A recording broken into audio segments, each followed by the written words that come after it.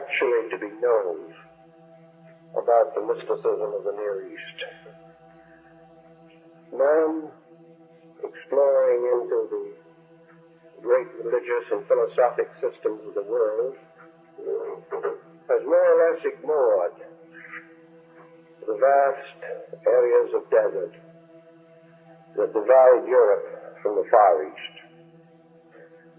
We have a suspicion that long ago great cultures flourished in this area. And we know that legends and traditions have come down that make this wild and desolate region one of the most fascinating, mysterious places on earth. The people who live in this area are to us also rather incomprehensible. Of all the world religions, we have had the most difficulty here in the West trying to really understand the faith of Islam. There are many students of other Oriental beliefs, but very few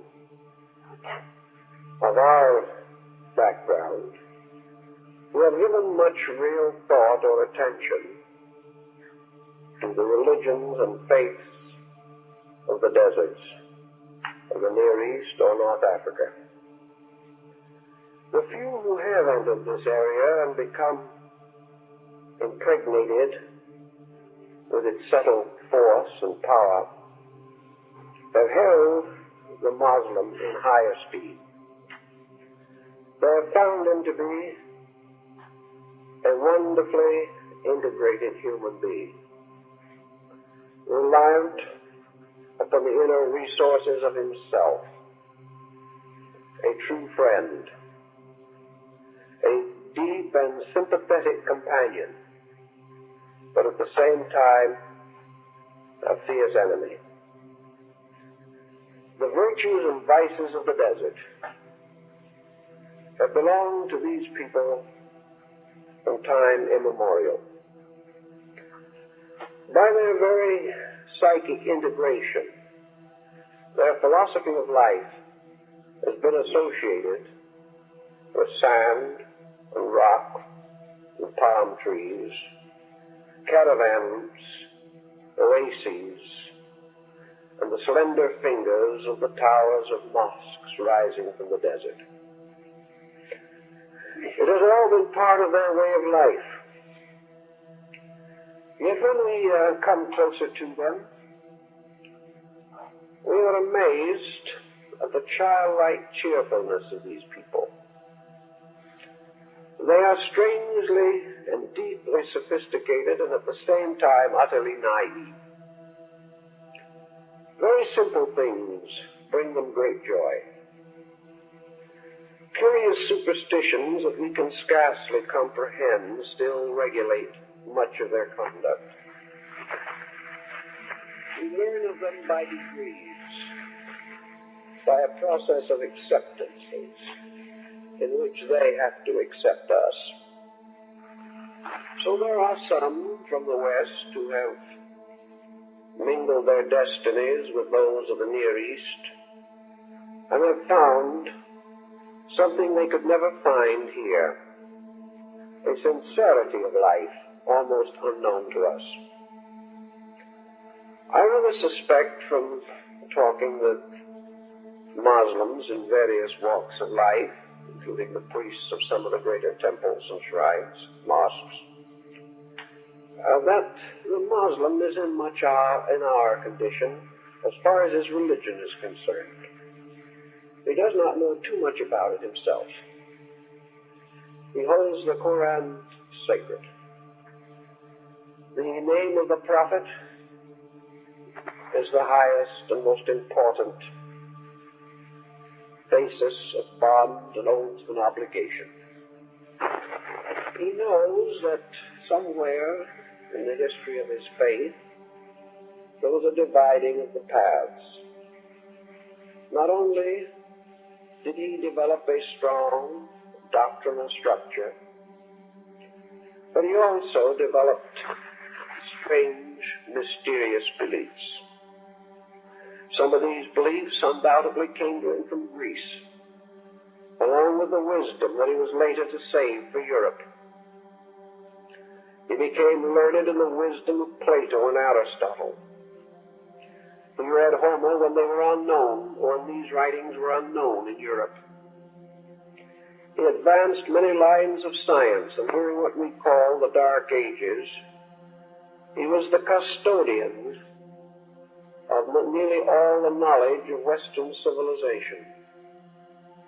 Later, when religious persecution became very oppressive in Europe, when education was frustrated by the powers of princes and clergies, scholars, doctors, lawyers, artists, musicians, poets, all sought refuge in the Near East. And many of the most brilliant minds of their times are gathered in the courts of Baghdad and other great centers, where they found a free atmosphere of learning. As late as the 15th century, European doctors went to the Muslim colleges, where only in these colleges could they find truly scientific instruction. The Crusades gave us a new insight into the Muslim nature, particularly the chivalry and dignity of the Saracen. We began to appreciate the great empires of the desert and the glittering court of the great Near Eastern rulers like Saladin the Magnificent. All of this, however, was but the surface of our consideration. What were the forces moving under the spiritual surface of these areas? How did these mystical groups come into being? We have suggested that perhaps they gained something from the Orphic rites of Greece, perhaps something else from the surviving Osirian rituals of Egypt. There is no doubt in my mind that they also drank in the fountains of Far Eastern wisdom.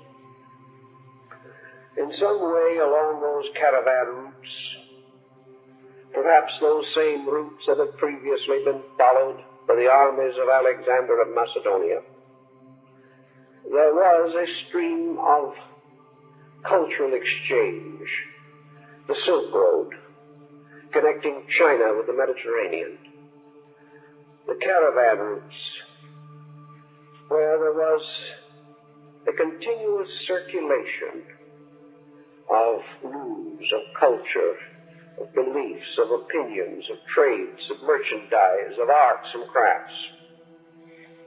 There is much to make it possible for us to feel without exaggeration that prior to the rise of the great Ottoman wall, there was a rather free circulation of thought between Asia and the Mediterranean. And along this mysterious path, much wisdom probably flowed from India, even China, into the deserts of the Near East. Of this wisdom, 2 or 3 schools seem to have left a marked impression. One was the yogic school of India. Another, perhaps, the material that was later to be integrated into the cult of Vedanta. There was also, almost certainly, a fusion with Buddhism. And although later Islam seemed to be particularly opposed to Buddhist thinking, particularly in India, perhaps it was opposed to something that it, in a subtle, subconscious way, almost feared. In any event, in the Near East, orthodoxy, the rather strict code of the Prophet, with its regulations almost mosaic in their rigid enforcements, this doctrine was not completely satisfactory to the people, to to the men of the desert. As one of them is supposed to have said, referring to the situation, in all these doctrines there is too much thunder and too little rain.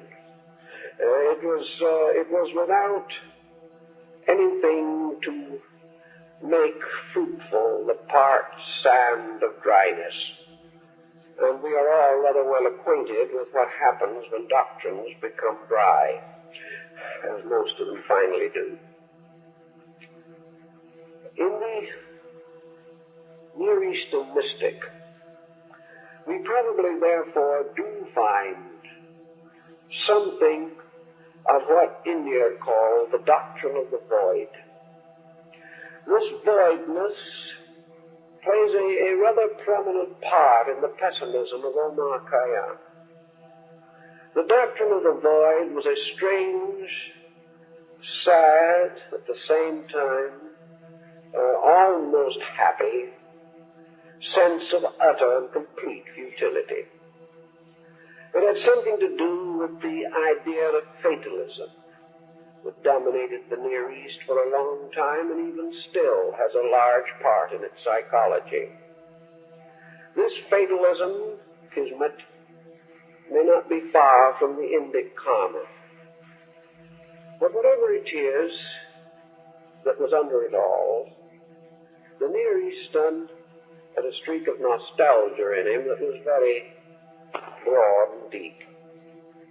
He lived in a world that was rather cruel, a world of dryness and hunger and death. And yet this strange world, like the desert, is probably one of the most beautiful regions on the earth. Beautiful for everything except man. Man can admire it, man can adore it, but it turns upon him and destroys him. It is a garden suited to the gods, but hardly suitable for human beings. The great expanses of the desert, the wonders of the sunrise and the sunset, the sky, the stars, the endless shifting hills of sand blown by the wind, all these elements and factors got into the soul of the Near East. They became part of it. They became part of its great symbolism, of its patterned existence. If we try to understand, for example, the mysticism of the dervishes, or the Sufi, we seem to come to something that is very interesting. It isn't clearly stated in their writings. Very little is clearly stated. But it seems to be there. And this thought is that the world in which we live, our region, with its own man-made wonders, is divided from another world by an interval so slight, so incredibly tenuous, that it is hard to even comprehend it. There is another region, another dimension of existence that seems to flow in and out of physical things. This dimension is no further away from our objective life than the hour of prayer in the desert. It is something that in sleep and dream comes into our objective awareness. We can almost reach out our hands and touch another dimension of existence. I think this perhaps also belongs to the desert. It belongs to the strange silences of the night.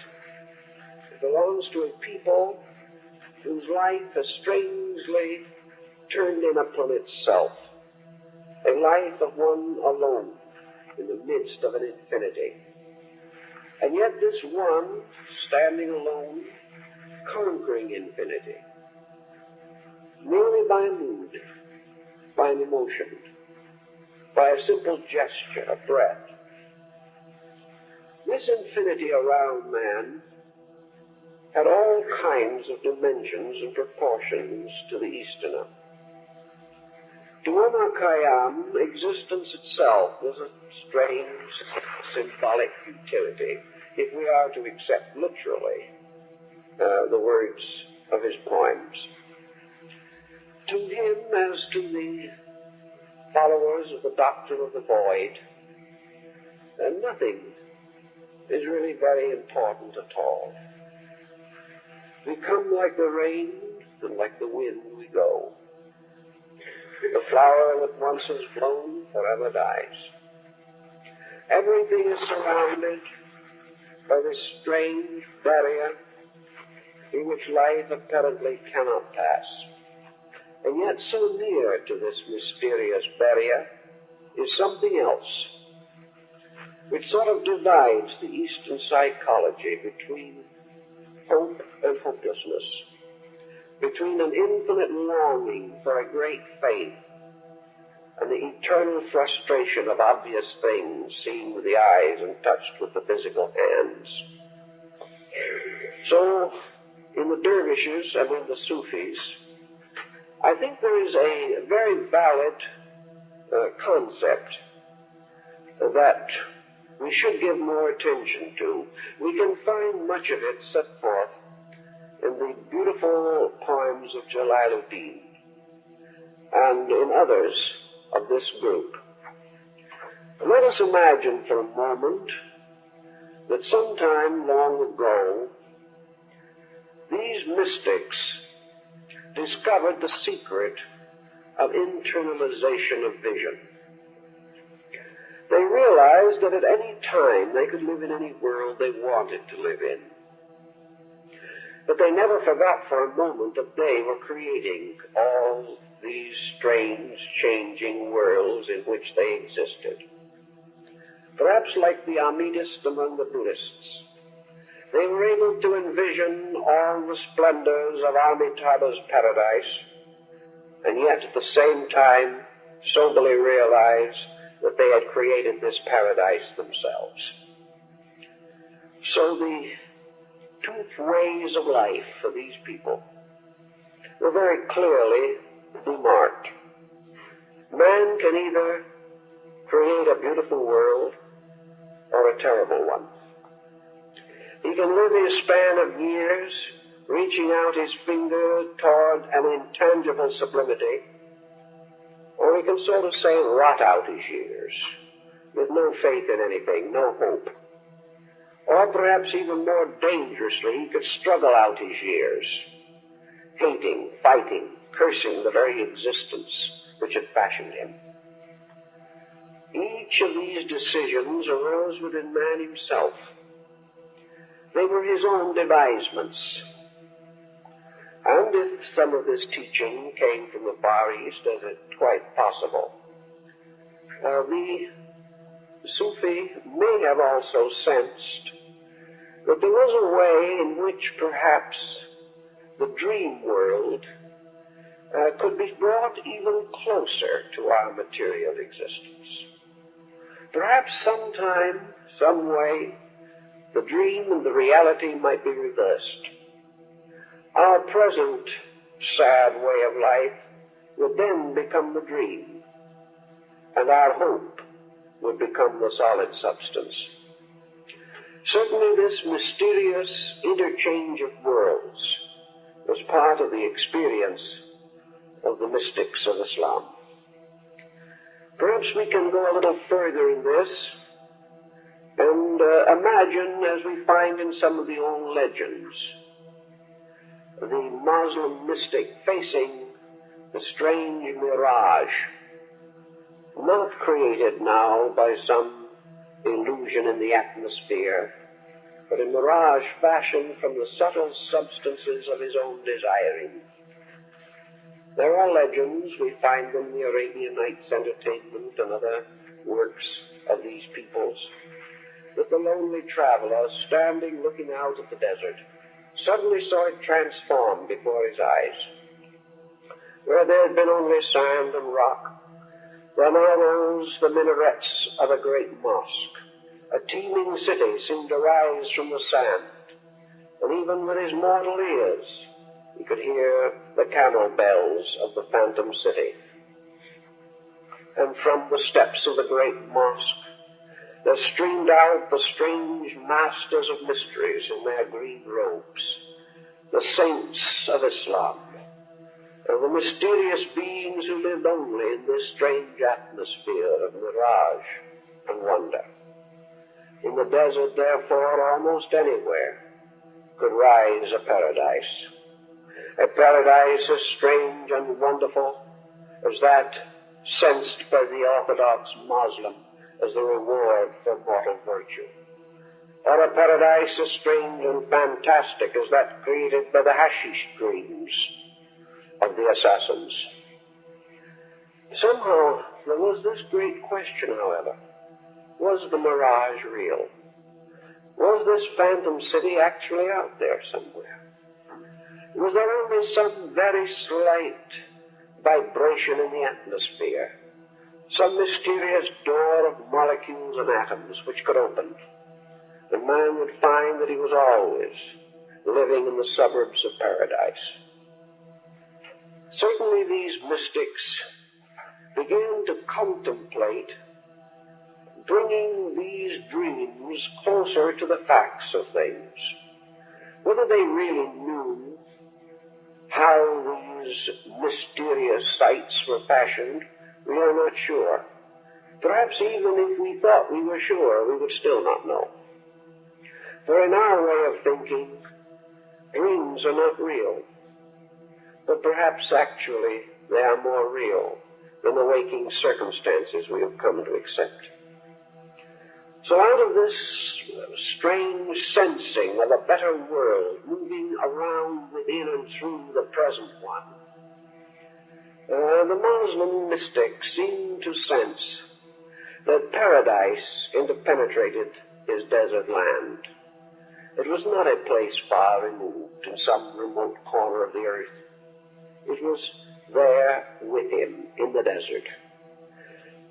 And the very sands upon which he walked washed the shores of heaven.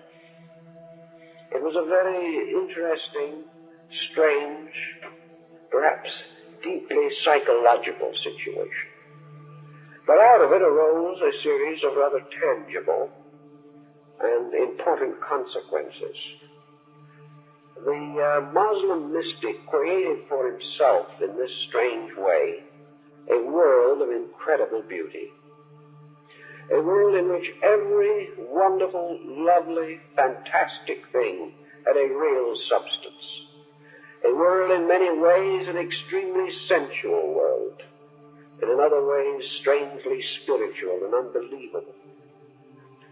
For in this world are all the wonders of Muhammad's paradise, but also here walk the gray-bearded sages who have been upon the earth since the beginning of time.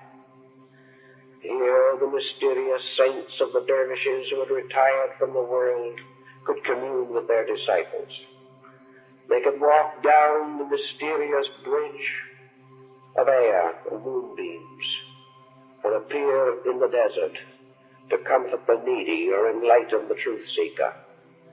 Everywhere man dwelt, he was on the very steps of a mother somewhere, where the various hopes and dreams and aspirations and fulfillments of all things, all these were possible. And the next step could only be the continuation of the first. The instinct of the individual to transfer his center of consciousness from the painful mortal sphere to the rapturous regions of his heart's desire. Here he came nearer and nearer into the mystery of yoga. Here he began to recognize what the European masters of magic used to call the mystery of the astral light. He discovered that he could actually restore paradise within himself, that he could find within his own nature a universe unsuspected in the normal states of mundane things, just as a man in a dream can dream of himself wandering across the whole face of the earth, his dream vast enough to include within itself great ranges of mountains, great expanses of seas, incredible distances of space and time, yet all these existing within himself. So perhaps there was a way of moving into the dream. Perhaps man could pass through the mysterious looking glass, like Alice in Wonderland, and find that this strange region that seemed as though he had fashioned it was not really fashioned by him at all, but only discovered, and that it was a legitimate expanse of magnificence, that he could, under certain conditions, step across from the finite into the infinite without the mystery of death, that he could find inwardly in his meditations the road that led to the mysterious shining mosques in the air where the saints dwelt forever, adoring the eternal God. As a result of this type of thinking, the Muslim began to use his own nature as a strange symbol. He transformed every worldly thing into a symbolic equivalent. He no longer regarded words as having the common traditional meanings with which we are acquainted. He gave them rich poetic license of their own. He used them in special ways, creating a vocabulary of mysticism. He was not alone in this. Nearly all other nations did the same thing. That is why the language of the poets will always be incomprehensible to those who have no poetry in their hearts.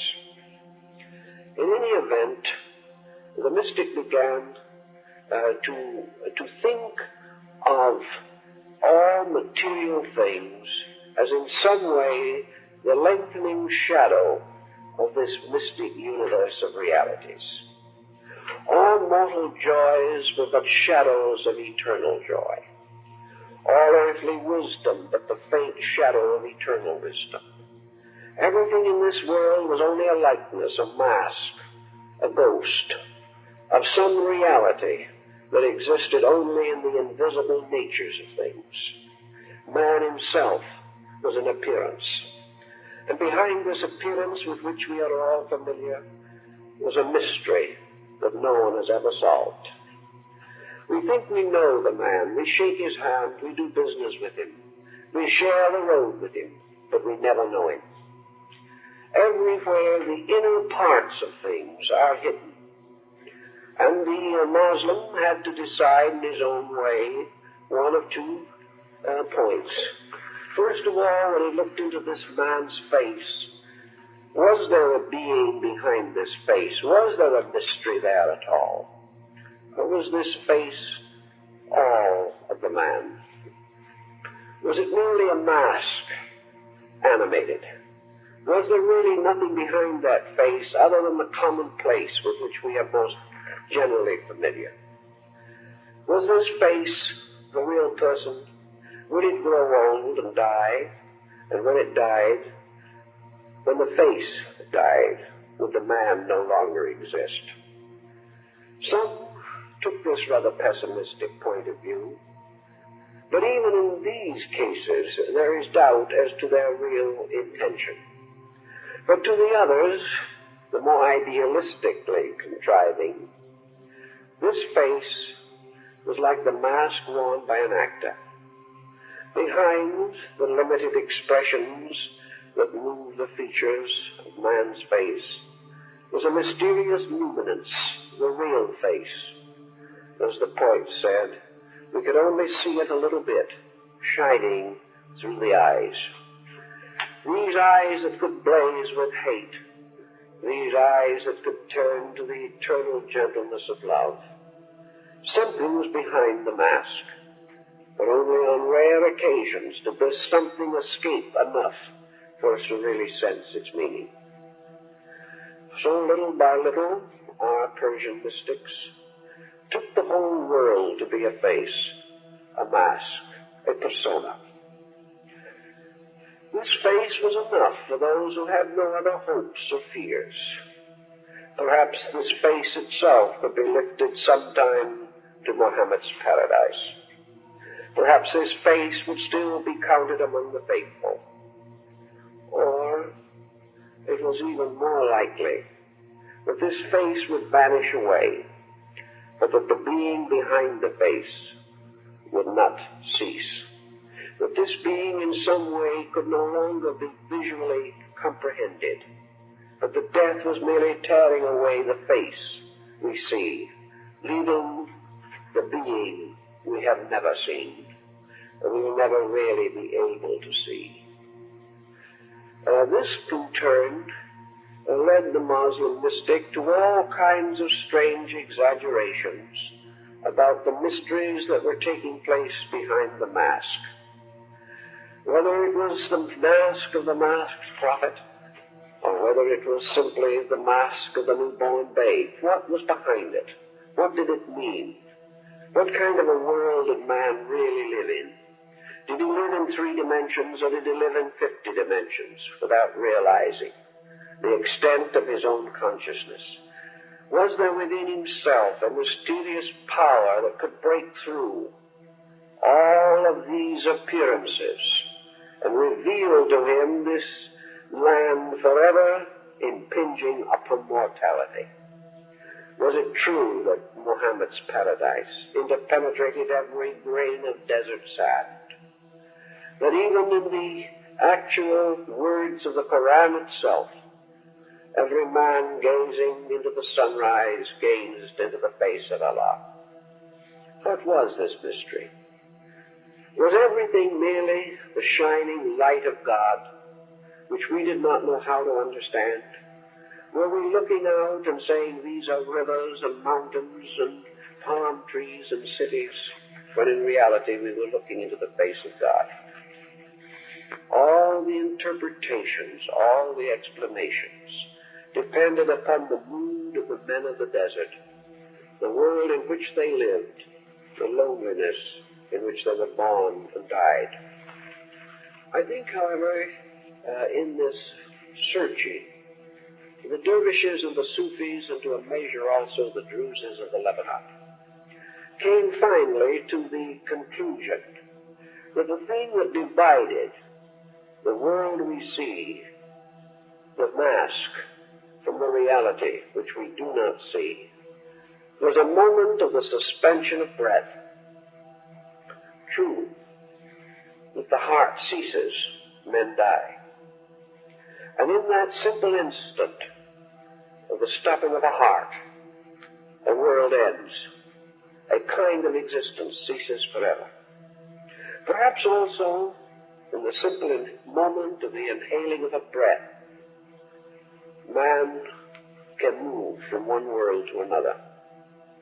In some mysterious way, it is possible in the dimensions of mysticism to open up this strange internal existence so that it becomes more real than the world around us. The Sufis, and to a measure the dervishes also, in some of their orders at least, determined upon a way of internal discipline. They followed, in a sense, the disciplines of yoga. They followed also the mysterious secrets of the Chinese philosophers of the void. These individuals who said that the way to this other reality was to step for a second through non-existence, to step through the void, the mysterious emptiness of the Huayang, and then, in that instant, to come into that which is reality. To the Sufis, this stepping into the void, this stepping from all condition or any condition to the suspension of any and all condition, was through meditation, was especially through the supreme cultivation of cosmic silence. Not just the silence of a man in prayer, not just the silence of a mother listening for the cry of a sick babe, not this silence which is merely the temporary suspension of our worldliness, not in the silence of the night alone, but in a strange, deep quietness that can be discovered within the self. For it was firmly believed by many of these people that if you listened in the absolute silence, you could hear the tinkle of the caravan bells of the souls moving through space from existence to existence. This silence, then, was man's mysterious hope of being able to slip out of the mortal illusion into the immortal reality. Silence was a rather strange thing, and in spite of his natural existence in a world that was largely silent, or perhaps because he lived in this kind of a world, the Muslim mystic was a little afraid of it. He feared this very silence that he wanted to cultivate. He was afraid, perhaps, that this silence was extinction, just as Western man is afraid of quietude, because to him it seems a passivity which will cut him off from all the accomplishments of his kind. The Easterner, who had lived in silence, became a little afraid of it, and yet he sensed deeply that it was the path that he had to follow if he wished to achieve his ends. So there were several ways in which this silence could be attained. And among many of the Near Eastern mystics, as in the case of Jalaluddin Rumi, this path to silence was the path of a strange internal ecstasy. It was the individual possessed by that which was not himself. Like the Indian and the Buddhist mystic, the Muslim Sufi was desperately afraid of this strange fascination of selfness. He knew in some mysterious way that he could never escape from the desert and its loneliness and the heat and the sun and the arid land unless he could defeat the instinct of selfness within himself. He had to escape from the hypnosis of his own purposes. As long as he was totally self-centered, as long as his every thought was upon himself, upon his own achievements, upon the numerous possible accomplishments which distinguished even the life of the desert, a self-accomplishment that could lead to pride and fortune and involvement and attachment, unless there was some way out of this, he could never step across and escape from the face which he saw in his mirror. This face was the image of a selfness, and behind it was something else, and he could only discover it by breaking through the hypnosis of his own self-existence. So in the Muslim concept of this, we have this tremendous emotional unselfness. We have the individual striving desperately to be lost in something else. Perhaps if he could be totally lost in the desert, he would find that part of his nature which was hidden from him by the commonplace. Perhaps if he could become totally lost in self-sacrifice, he would find his life by losing it. Perhaps if he was completely lost in his adoration of the beloved, he would find in this complete self-abnegation the kind of love that would bring him close to God. In any event, there had to be this escape from the tremendously personal. There had to be this strange experience of being picked up and carried completely away from self, so that self was no longer important. He looked around him and he tried to find symbols of this escape. He found it in the mother, willing to die for her ailing babe, willing to sacrifice her own life to protect the life of the little one. He found it also in the patriot, willing to die for his country, for his honor, or the preservation of his way of life, even though this way of life was so strange and tiresome and barren.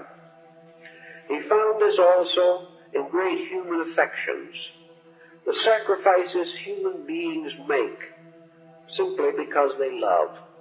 And because of this love are willing to die at any moment for the protection of that which they do love. Wherever there is great unselfishness, there is great good. Wherever there is selfishness, there is great evil. Wherever there is worldliness, there is selfishness. And the only way to break through this mystery, this mask of existence, is to find some way of forgetting self, of leaving self far behind in the service of something greater.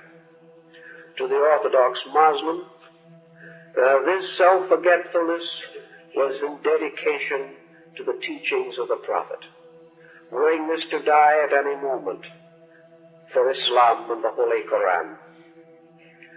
But to the mystic there was much more than this. There was this need for eternal forgetfulness, because to remember self is pain. Not to remember self is to open the heart to joy. So joy comes in giving, not in gaining. The joy comes in forgetting, not in remembering.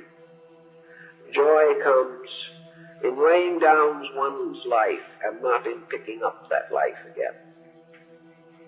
Out of all of this thinking came a wonderful symbolism of ideas, a symbolism of mystic thoughts and speculations, visions and hopes. And little by little, the man's inner life came to be associated with the most common symbol of the men of the desert. That symbol was the prayer rug, the mat that was laid down 5 times a day while the pious Muslim knelt upon his rug of prayer, faced Mecca, and chanted the prayer of his faith.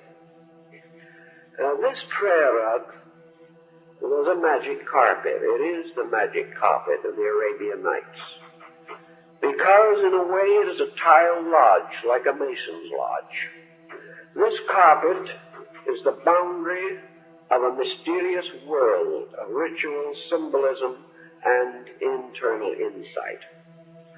To be kneeling upon your prayer rug means to separate yourself totally from all the mortal affairs of human existence.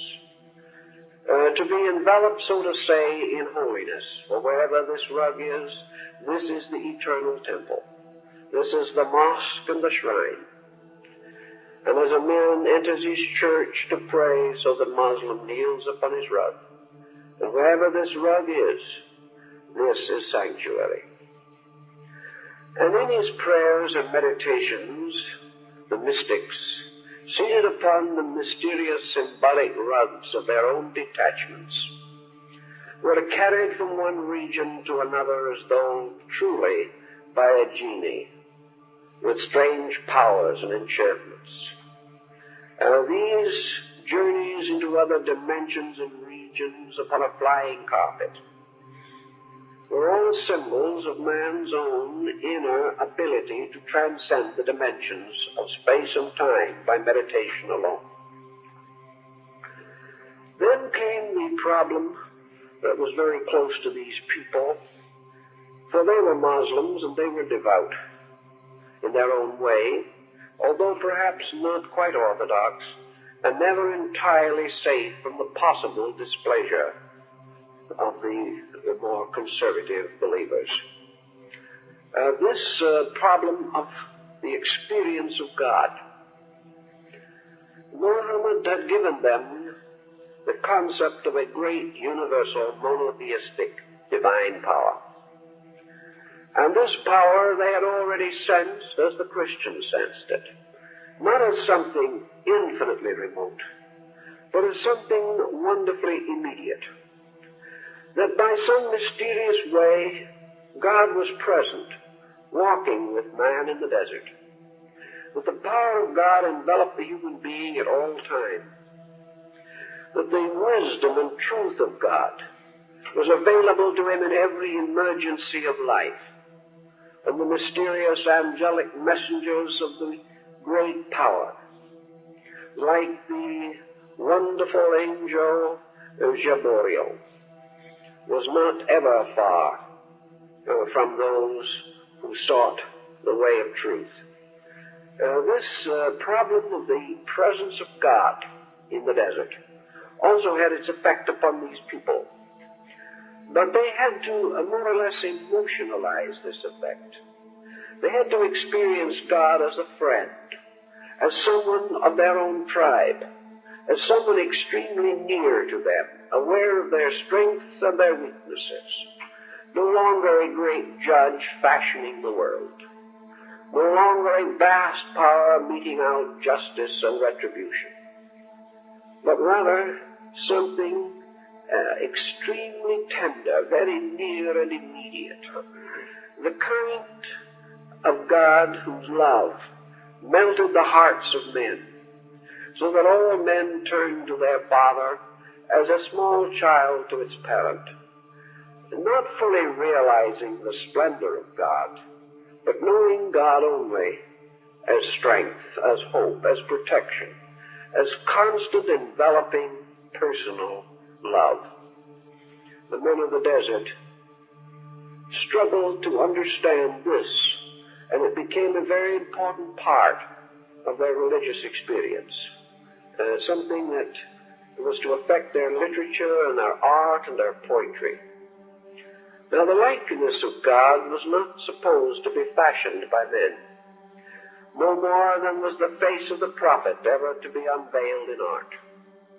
But even though these faces and features were hidden, men sensed the powers of these things as extremely intimate, as always available by a mood, by a mysterious attitude.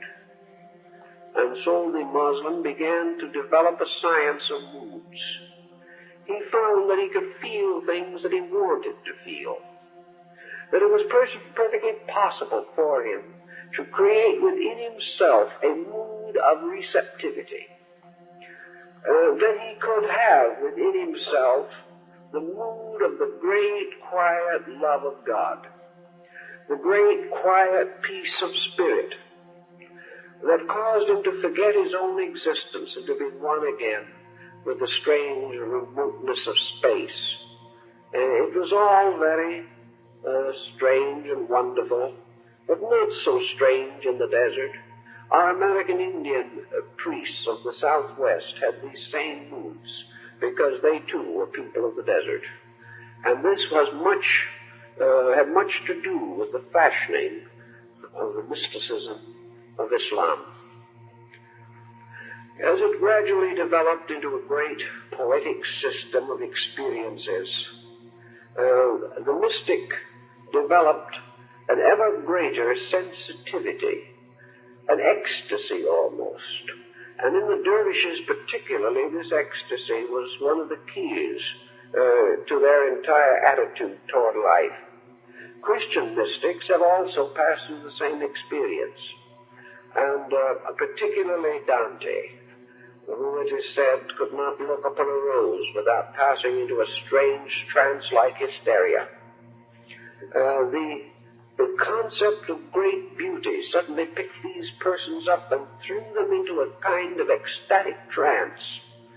They could not listen to the words of great truth without, as they said, fainting in the spirit, without suddenly finding themselves ripped into a strange semi-unconsciousness, something so beautiful, something so wonderful, that the human existence melted in its presence and disappeared. We have, to a certain measure, had some such experiences even in our Western culture. If we stand in the presence of a great painting, a truly magnificent work of art, we're often moved deeply by what we've seen. To stand in the Sistine Chapel in Rome and to look upon the great scene of the Last Judgment is to be moved deeply. But in this case, we are moved to a strange awe. And this was not exactly the type of thing that the Muslim was interested in. It was not so much that he be awestruck, as it was that he have a strange emotional kind of crisis within his consciousness. Perhaps we come nearer to it in the beautiful little chapel of the Sainte-Chapelle in Paris. Here in a tulip-shaped chapel, entirely of stained glass, not of great size, but of perfectly sublime proportion, in the presence of a diffused light that shines down from an absolute symmetry to cast all its rays upon the altar beneath which is hidden the wreath of thorns. In this, perhaps, we come a little nearer to the ecstasy of the Muslim. Here is something so exquisitely beautiful that we seem to pass into tears in the presence of it. We are so happy we cry. We are moved so deeply that we may pass through tears to an almost stony silence. We are past the common reactions. We find this also sometimes in great joy or grief. In great loss, we may have an outburst of emotion, or we may remain strangely silent, unable to express, numb with the tragedy of it all. But in the presence of the Sainte-Chapelle, we are strangely overwhelmed, fainting under the impact of incredible sublimity. To the Muslim, this mystical impact was of sublimity. It was something that simply swept him away from himself utterly. He seemed to pass into a strange unconsciousness. It was all so wonderful, so beautiful, so sacred, that his senses reeled under the impact, and he passed into a strange state of unknowing, an unknowing which was beautiful in itself, and from which he came back later into knowing regretfully, as though indeed he had been in paradise and was now forced back into the common estate of men.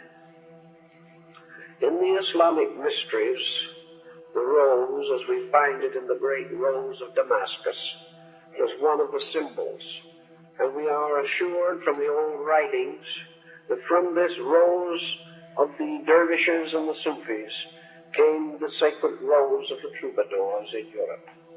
This mysterious order, this priesthood of poets and singers, who sang the strange, sad story of man's hopeless love. A strange, forever seeking after the Virgin of the world, who could never be actually attained. This mysterious Virgin, the Virgin Sophia of the ancient Moses. Also, this rose became associated with the rose of the Rosicrucians and other secret societies. It is said the founder of that organization had gone to Damkar in Arabia, and there he had been initiated into the mysteries of the dervishes, the Druzes, and the Sufis. In any event, the rose, like Dante's mysterious rose of the Paradiso, became the great symbol of this explosion of consciousness. It was also the symbol used much like the lotus in India. For as the 1,000-petal lotus of Hindu yoga represented the tremendous release of cosmic consciousness in the human brain, so in the mysteries of the Near East, this rose was the sudden unfolding of the experience of universality. In the very rose itself, being a Kabbalah on the word eros, the letters merely being rearranged, became also the symbol of love. So in the Dervish and Sufi mysteries, love came to be far more than a human emotion. This thought undoubtedly dominated the thinking of Dante also, who fashioned out of the imagery of divine love the symbol of his Beatrice. This divine love was human love directed toward eternity. It was human love sublimated infinitely and dedicated to the service of the eternally beautiful, the eternally good, and the eternally lovable. Love, therefore, became a shadow symbol, a word symbol for the supreme passion of the human soul, the passion of St. Francis of Assisi, the passion of St. Bonaventura and Santa Teresa, the passion of those in whose spiritual experience there is this tremendous unfolding of absolute adoration for the infinite beauty in the root of existence. I think the Muslim in many ways worshipped beauty, or worshipped a God who walked in beauty. To him, the beauty of existence was of the greatest psychic appeal. Again, perhaps, because it represented a kind of world that he knew only in a fragmentary way. One little rose growing in the desert by the side of some oasis. He saw this beauty flash but seldom to his eyes, and therefore it had great and sublime meaning for him. It became perhaps the eternal symbol of that which is most desired. Out of this came the strange, lovesick language of the Persian poets, in which it seemed as though they spent all their days and nights serenading some blessed damozel. But actually this whole strange pageantry, this wonderful symbolism had to do only with the experience of this eternal recognition of the overwhelming beauty of the universe itself, the unattainable perfection of infinites, before which every human being knelt in utter surrender. The pure experience of love itself, apart from any addiction to human frailty, the power to reach out and simply to love life, to reach into the unknown and find there the infinite loveliness of God. This moved these people, moved them to produce some of the most glorious literature the world has ever known. A literature, however, which we have utterly failed to understand. A literature which perhaps most of them never really understood, but which shines with the strange light of this ecstasy of man's ever seeking for reality.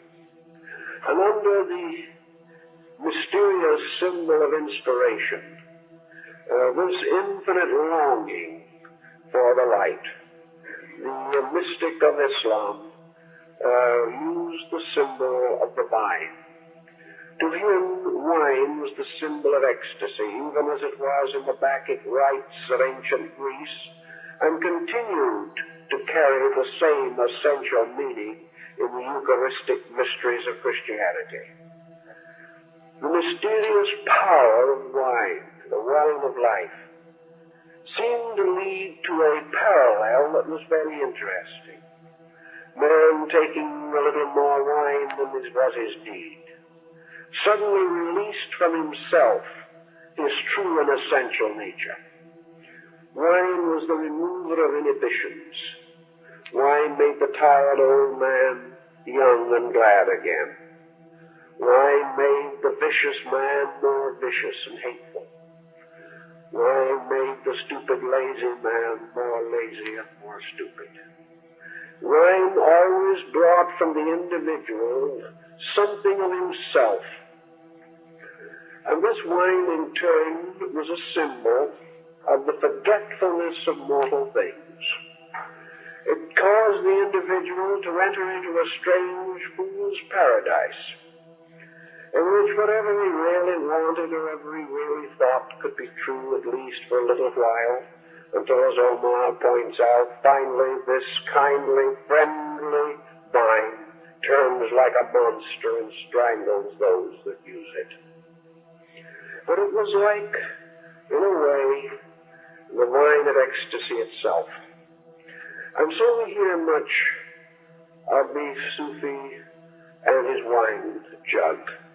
We hear that for wine he sacrifices all other things, that he turns from the glories of the world to the simple joys of the bottle. What he is telling us really is something entirely different, that he had discovered in the universe a mysterious agent, an agent of luminous energy. He had discovered the intoxication of self-forgetfulness. He had discovered that without touching any of the fruit of the vine, that he could be drunk with God. Now this was perhaps a rather crude way of saying a great thing. But we might remember that to the Muslim, wine as we know it was actually forbidden. Therefore, that what we read in these poetic works should not be interpreted as literal. But this intoxication with life, imagine the man in the desert, seated beside his camel, looking out into the night. Looking out as men have looked from 1,000 different mountainsides and valleys and forests and deserts and hills into the dawn of things. And suddenly, as in the case of Lao Tzu, on the side of the mountain in China, suddenly the whole universe opened up. Suddenly the mountains and the valleys and the skies seemed to split asunder, and everywhere was radiance. Everywhere was a tremendous light of insight. Suddenly the divine power itself seemed to descend and enfold mortality. Everywhere the eye of the mystic looked, there was only God. There was only light and truth. If he turned his ears inwardly to listen, he heard only the strange, mystic chanting of the spheres. Every sound was beautiful. Every odor was that of flowers and incense. If he reached out his fingers, he touched something softer and more wonderful than the most precious silks. Everything that touched his senses was transformed into an absolutely perfect thing. Something so wonderful that in the presence of it he melted. He wept. Strong men wept simply because of the beauty of God. If this experience happened in these far distant places of the desert, then these men were said to be intoxicated. They were the God-intoxicated ones. Some said they were mad. But madness of this kind was in the keeping of Allah, and no man would dare to molest or injure a madman. They were the beloved of God, for in their madness they had remained with Him, and their minds had never come to earth. This strange madness of the desert mystic, which suddenly swept into this ecstatic universe of light and beauty, this was the wine of ecstasy. It was light, it was life, it was the love of God flowing in space. A man became drunk with it. And in his intoxication, he had what perhaps the Westerner would call a mystical experience, for he was possessed by God. Yet when he was so possessed, he didn't see God. He did not actually hear the voice of God. No great miracles were performed before his wondering vision. The thing that heralded, marked the presence of God, the thing which made him know that God was there, was sheer beauty. Beauty that transcended every sensory faculty that he possessed. He was in the presence of absolute beauty. And this beauty was alive with infinite love. He was therefore standing in the sublimation of every instinct, every appetite, every perception and reflective power that he possessed. He was alone in space with this experience of being enfolded by the wonder of God. This was his intoxication. This was the wine of the poet. For the wine was simply the mystical experience. Here in the West, we have some records or some accounts of this experience. Among the saints of Christendom, there is a beautiful description of an experience of this kind by Havelock Ellis in his Dance of Life, an experience that occurred to him. But to the men of the desert, it would be different, because they came from a different world and they had a different need within the empty psychic need within themselves. It was different. They could not have the experiences of a European saint or an Asiatic yogi. Their experience had to be of the desert, of their land, of their way of life. So they had this strange sense, as one poet said, that suddenly, truly, the desert blossomed as a rose. Suddenly the desert was beautiful. Truly it was the garden of Allah. And all of a sudden, all of its sorrows, its tragedies, and its bleached bones disappeared from their awareness. The desert itself was one great beauty. In old times also, there was another group of men who had the same kind of experiences, and these were the men who went down to the sea in ships. For in those days, ships were small, and men were strong, and the storms were great upon the deep. But every man who loved the sea regarded it as a strange and lovely thing. To the sailor of old, the sea was more wonderful than any woman could possibly be. Its moods were as terrible as any strange passion that could move the earth. Yet these men who fought the sea loved it, and their one hope above all else was that when the end came, they would die at sea, and their bodies would rest forever in the deep. And as these men had their mystical experience at night, watching the endless waves of the ocean, and found their great love in the ocean itself, so the men of the desert, watching the sand and the light shining on it, found their great love in the desert. And the desert became the universe, and the desert became the abode of God. And the desert with all its moods were the moods of God. And how else can we describe the strange experiences that these people had? Now we also know that in the course of these strange ecstasies, that the mystics of Islam gradually did reverse the polarity of their consciousness, so that they were not quite sure which world was real. And as their mysticism became more intense, as their asceticism advanced, as it also did in other Asiatic nations, there was really an exchange of worlds, even while men lived. Here in the West, the world beyond is something we wait for with fear or hope after the termination of our mortal life. But to these meditating sages and seers, the other world was already an achieved reality. They had already wandered back and forth between the regions, even while they were still in mortal flesh. And not only were these symbols very real and important to them, but they discovered a microcosm within themselves.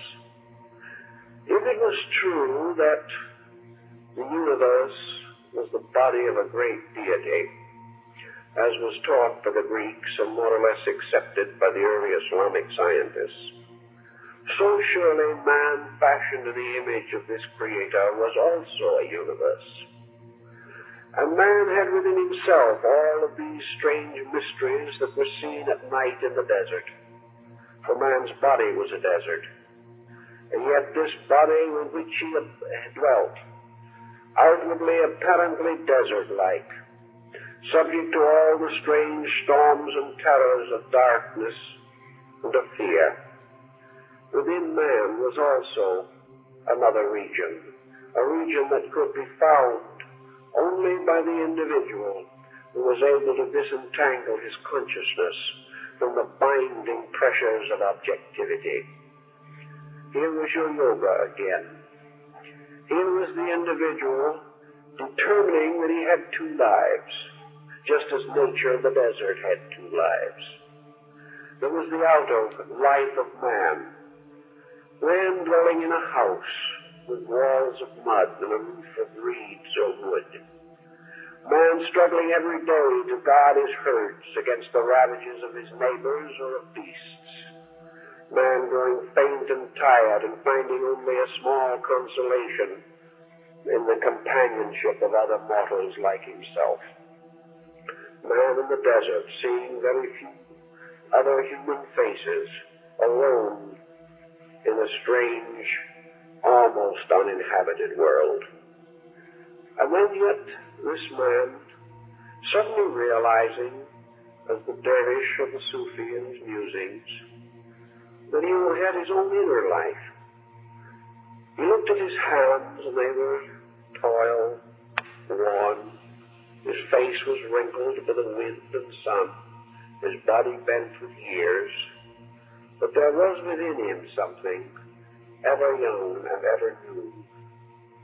Also within himself, he could have any kind of life he really wanted. Inside of him, there was a life beyond poverty, beyond sickness, beyond age, and beyond death. So the mystic decided that within his own soul he could build the secret garden of his heart's desire.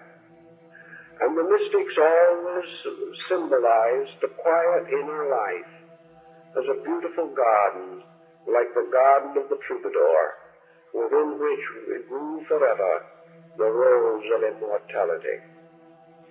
So by entering into your own life, if you so desire and are so willing, you can enter always and walk with beauty. You can find the secret garden of your own subjective existence. Here you will find all the flowers never fade. You will find that no weeds come into this garden unless you permit them to. You can enter into this garden as the 7 sages of China retired to that bamboo grove. And here you can do all the beautiful things, think all the beautiful thoughts, and feel all the beautiful emotions that seem vain and foolish and audacious in the material world. Here you can sing songs of great beauty, even though your physical voice cannot carry a tune. Here everything can be as you want it to be. Now in the West we are very afraid of these things. We are afraid that the individual will sink into a kind of imaginary world and there he will become a hopeless psychotic and never come out again. We believe that men can drown in their own subconscious or their own psychic dilemmas. Perhaps this is true if this inner world has been strangely and terribly contaminated. that the men of the desert were a simple people. They had very few great ambitions. Wealth was beyond even a hope. Success was only for those who were born to command. For the rest, life was the desert, the sheep, the little village, the mosque. There was nothing else. So these people, while perhaps they were rather savage or barbaric in their outer lives, were strangely childlike within themselves. They could go into themselves without finding complication, which we cannot do. They had been brought up always in a faith which they had held very close and sacred. They had kept the simple commands of the Quran as best they could. They had faith in Allah and His Prophet, upon whose name be peace. Therefore, these people were strangely simple in themselves, and when they went into themselves, they did not find deceit. They found rather a quiet place, untouched by great anxieties or great selfishness. And in this quiet place, as in a small allotment of land, they could build a garden as they wished it to be. So they had the walled garden. It was walled because it was surrounded on every side by body. It was a secret garden because no one but themselves could ever enter it. Even if others were invited, they could not come in. Only their ghosts could enter. Their ghosts being their thought likenesses created by the master of the garden. In this secret garden, man was the master of the show. And around him the shadow forms that came and went. And here in this magic garden, the individual built his own paradise. The paradise of dreams, of great and noble hopes and aspirations. The mystic, the Sufi particularly, had the suspicion down inside of himself that perhaps this magic garden was the antechamber to paradise. Perhaps man building this secret garden of good in himself was building the region in which he must sometime live. Perhaps all of this mystery was psychological. That the inner life of man was really his world. And when he cast off this mortal flesh, his soul would go to the magic garden he had built, and there abide in the beauty he had fashioned until the will of Allah called it forth to other labors. In whatever case it might be, to the believer, this magic garden became very real. There is no doubt in the world that these people could invoke this mood at will. There is also no possible doubt that it was possible for them to revive it in a continuous pattern, as the poets themselves so noted. So that every night when a man went to sleep, he could will himself to go back into his garden and continue his labors there. That he had an inner life of continuous internal reminiscence. Perhaps it started as daydreaming. Perhaps it started by the individual consciously fashioning this place by meditation, or as the Easterners say, by will and yoga. But after a time, this inner meditation became real. It became something that happened of itself. And little by little, this inner garden was built to greater and greater perfection. This probably is underneath the Chinese concept, which we find in the doctrines of the released or spiritually regenerated being, the transcendent being of the Chinese classics. A being fashioned by man out of the virtues of himself, this being finally becoming the body for his own consciousness. In any event, this region of the psychic creativity of the mystic is recorded in many places, and probably lies close to the source of the descriptions of visions that we find all the way from ancient Egypt to Emanuel Swedenborg. These visions seem real. Andrew Jackson Davis, the seer of Poughkeepsie, the American mystic, psychic, describes the summer land, which he actually visited in his own psychic experiences. Here was a beautiful land of mountains and valleys and shrines and temples where everything was beautiful and everyone was good. He really believed that he saw these places. And many spiritualistic paintings depict, in a rather vague way, the semi-paradisical abode of the blessed.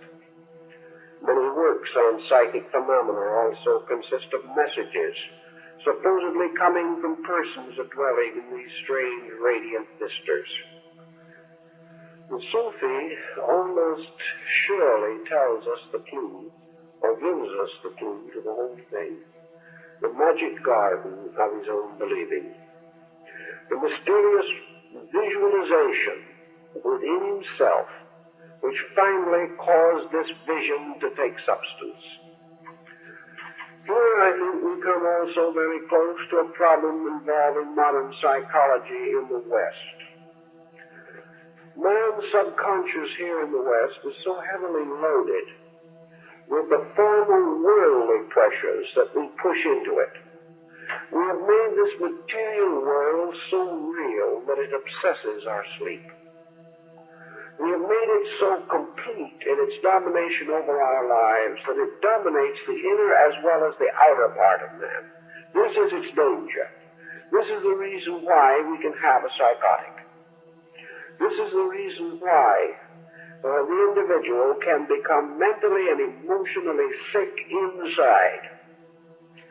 This sickness is due to the tremendous power which he possesses to internalize external things, and at the same time to carry into this internalization all the unfulfilled ambitions and pressures and longings of his life. All of these, however, worldly.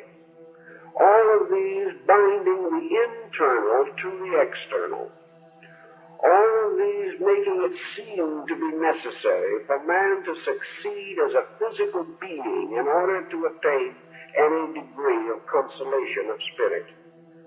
Spirit depends upon matter for its fulfillment in Western man. Spirit depends upon wealth, achievement, prestige, and status for its satisfaction. While this continues, of course, the individual will have not a quiet inner life, but a heavily conditioned one. The inner life of the average person is simply not suited for any form of tranquility. We go inside and we find chaos and confusion. We find no beautiful garden, but rather a terrible and horrible land of witchcraft and sorcery.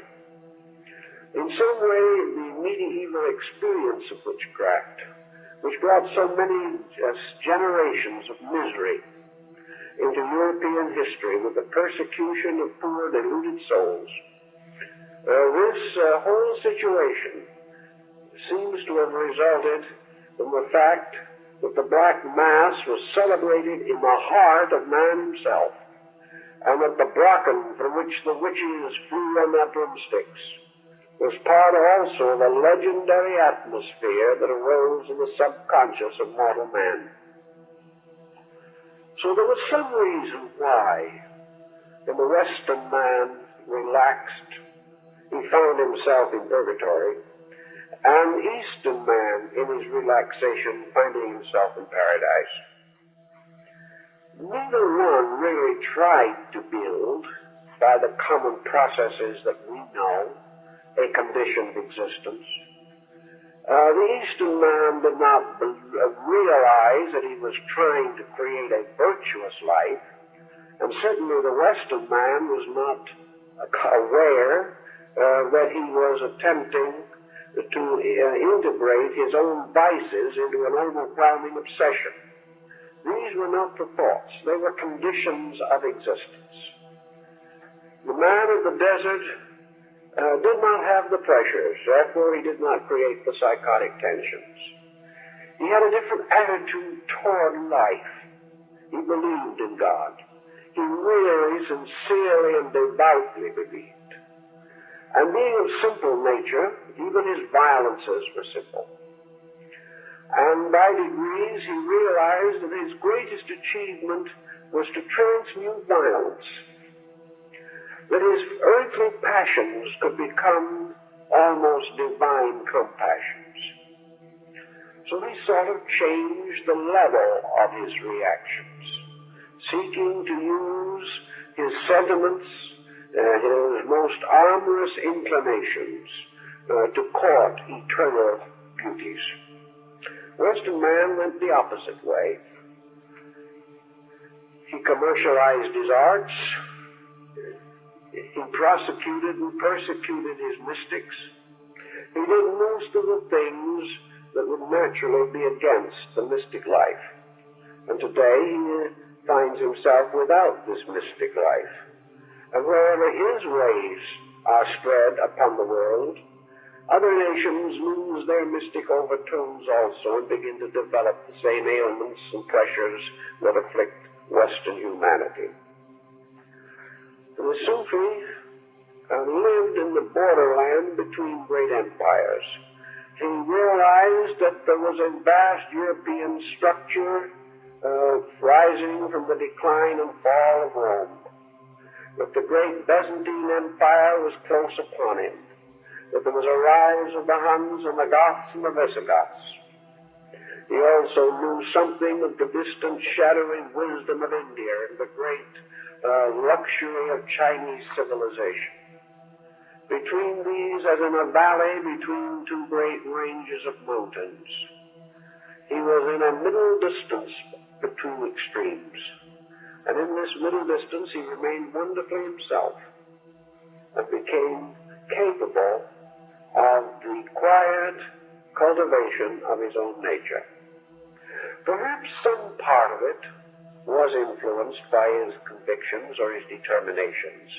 Perhaps if he had let go entirely, he might have fallen into one of the psychotic problems that we now know. But this he did not do, apparently.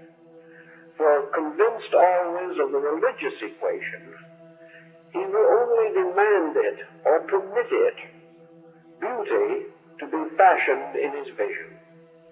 When he contemplated, and we know from the poets, that while he was aware of the troubles of his times, in his contemplations he passed over these troubles lightly. His real purpose always was to find a great beauty, a great security, a great exhilaration of spirit. He did not look inside of himself to become a critic, nor did he actually look inside of himself to become a scholar. Mysticism was not to produce formal scholarship, nor great technical advancements in sciences. Mysticism was to produce the motivations by which perhaps other men with other faculties could apply skill to insight and vision. So actually, in this mystical thinking, we have these poets, these dreamers, actually giving us the skeletal structure of an enduring civilization. Actually, civilizations are created by poets and buried by philosophers. So each in his own way is essential. Poetry to give beauty and wings to youth, philosophy to give patience to age. These are the ways of life, and they were the ways of the desert people. They had their own scholars and their wise men and the priests that could interpret the sacred writings and the teachers of their young. But they also had the great free world of inner movement, of inner symbolism, of inner beauty within themselves. The final development of this concept, as far as generalities are concerned, seems to have the final achievement of union. This is again a concept of yoga, for the word means union. But these mystics sought to be one forever with the beloved. They wish to give all of themselves, to hold nothing back, to cease to exist in the beloved. We know they're talking of Vedanta, we know they're talking of mysteries, even while perhaps in our own rather superficial way we would like to think that they are speaking merely of sensory gratifications. Actually, to be lost forever in the beloved was the great goal of Dante and Petrarch and the other great troubadours of Europe. It was to give one's life utterly but a code of chivalry. And out of this came the orders of knight-errantry in Europe, where the great proof of chivalry was the willingness to die utterly for the preservation of honor, beauty, and virtue. So in the individual, this code of chivalry, the Oriental or Japanese code of Bushido, became the code of the mystic. It became the code of the dervish and the Sufi.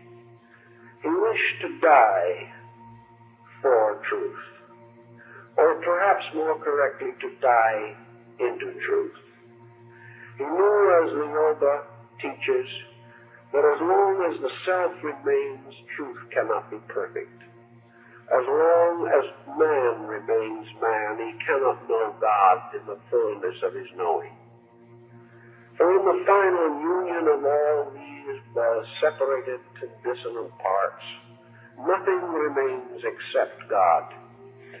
Man vanishes, creation vanishes, only the eternal love wisdom of deity remains. So this was to die for the beloved, to cease completely in this strange sense which suggests the Eastern nirvana. There has been a great deal of talk, a great deal of thought as to the meaning of nirvana in Buddhism. Whether it meant merely the dying out of the fires of lust and selfishness and greed, or whether nirvana represented truly and utterly the complete and utter end of self. And the Buddhists themselves divided their thinking into two groups on this. One, that nirvana was indeed the individual ceasing completely as a living sacrifice to truth. For as long as man existed, error existed. As long as the individual was himself, evil must continue in the world. For man cannot be completely good. And if he appears to be becoming better, it is not because he is increasing in virtue, but because eternal and inevitable virtue itself is increasing in him. The other school of thought is that there is a kind of way in which man can give up being bad by becoming wholly good in himself, that there is this other possible way.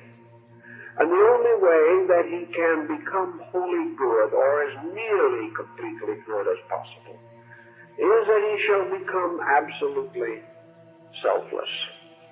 That he shall live only for the glory of truth. That he shall exist in this world only to teach, to save, to preserve, to enlighten. This was the holy destinies of the Bodhisattvas, that they should come into embodiment for one purpose only, the salvation of man. Self was dead in them. All human purpose was dead in them. They walked in the bodies of men, but they lived in the Spirit of God. These totally redeemed ones, who appeared to be men, but were really truth walking the earth. These were also the mysterious green vested saints of Islam. These were the arhats. These were the purified ones who could perform miracles by a natural course of things, for their own existence was a miracle. They were the ones who had all the available energies of nature at their disposal, yet they used no energy but truth, taught no doctrine but law, practiced no miracle but love. And by this strange token, by this wonderful mysticism, they created the concept of a positive identity with deity. That these were no longer persons, but that they had provided channels so that in the perfected ones truth was made flesh and dwelt among us. That these perfected ones were no longer real persons. They were God. And those who looked into the faces of these perfected ones saw not the faces of men, but the face of God. And whoever had seen this, the one who was a son of God, had seen the Father. For the Father was in the Son was in the Father. They dwelt together in a strange, dynamic relationship. This was part of the Eastern tradition that I think finally moved towards Islam. For among the Muslims, we do not find the strange passivity of Southern Buddhism with its doctrine of extinction. We find, rather, the experience of God being a release into an eternal sufficiency. That these saints in their green robes disappeared from among men like the higher orders of the dervishes. They were seen no more by mortals, but those who saw visions in the deserts could see them. And sometimes they would appear in the oasis, far from any other mortal being to comfort a tired traveler or bring aid to those sick and dying. Then they would fade away again, disappearing into their realm of stars. The Muslim believed in these saints and believed in them completely. And he believed that actually they were persons who had gradually come to change the polarity of their lives, so that the real abode in which they dwelt was the magic garden they had fashioned with their hearts. Having completed this garden, they moved into it. They closed the door behind them, like the Zen monk who walked into his painting and disappeared. They had fashioned a magnificent internal life and retired into that internal life, according to legend, taking even the body with them. In any event, they disappeared. They disappeared into a world of creative thought, a world of universal beauty, a world of transcendent light. And here in their magic gardens, they kept the ancient records, they wrote the poems, they inspired mortals. They lived in a paradise between heaven and earth, a paradise like Amitabha's wondrous world. And in the Sufi and Dervish mysticism, there were these regions also.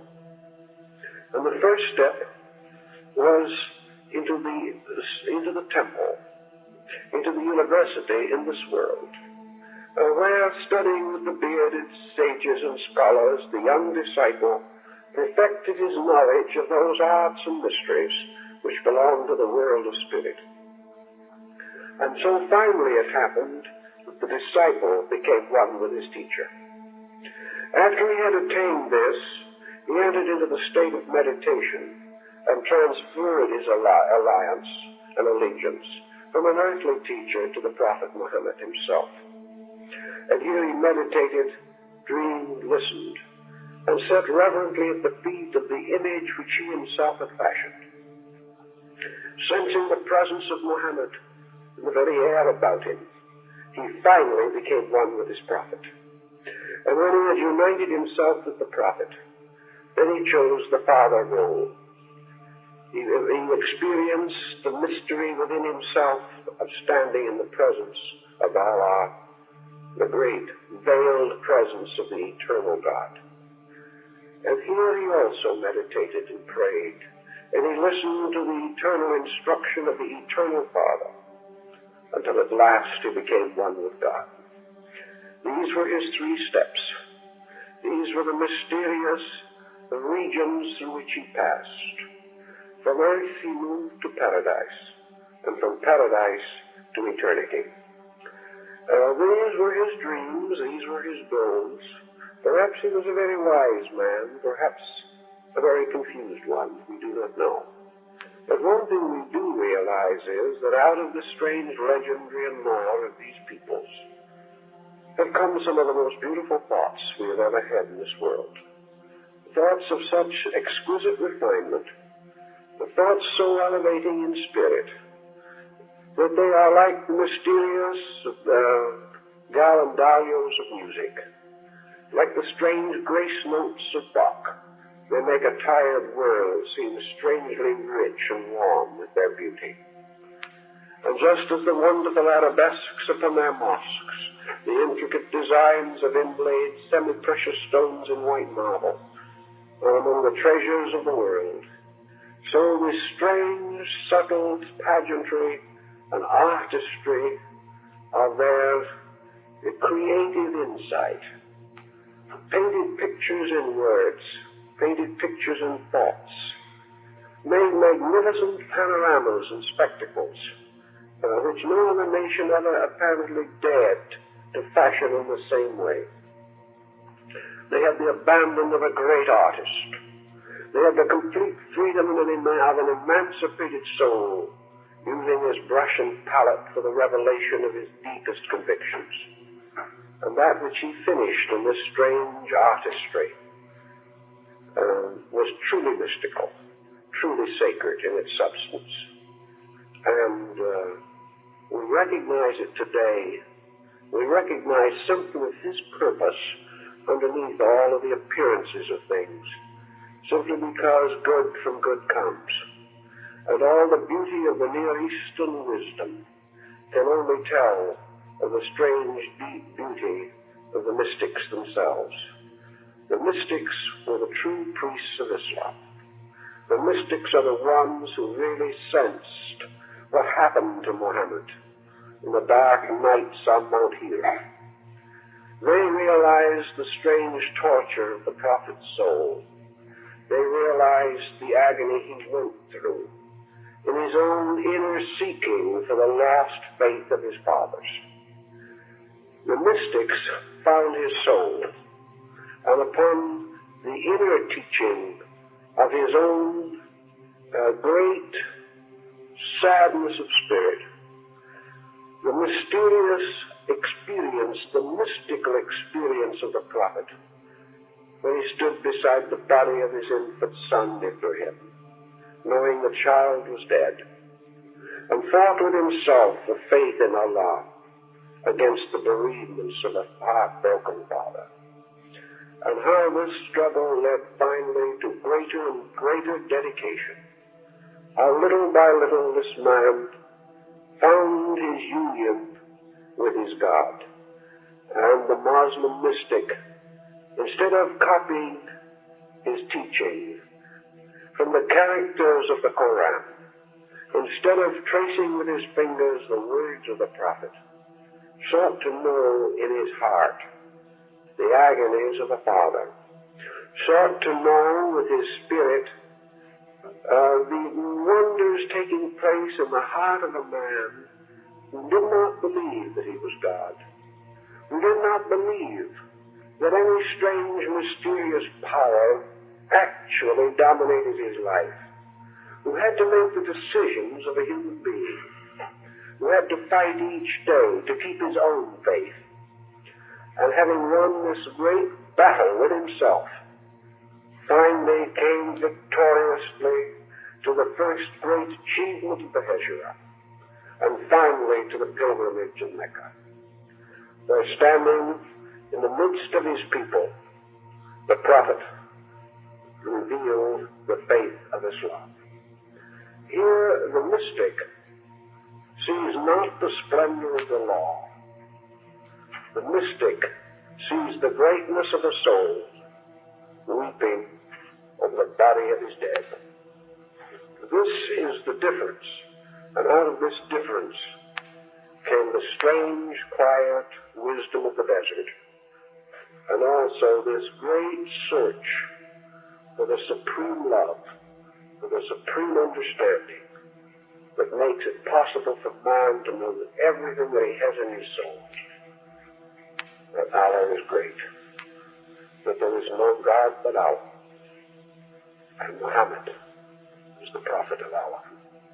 This was the wisdom of the desert, but in the hearts of men, not in the books of the law.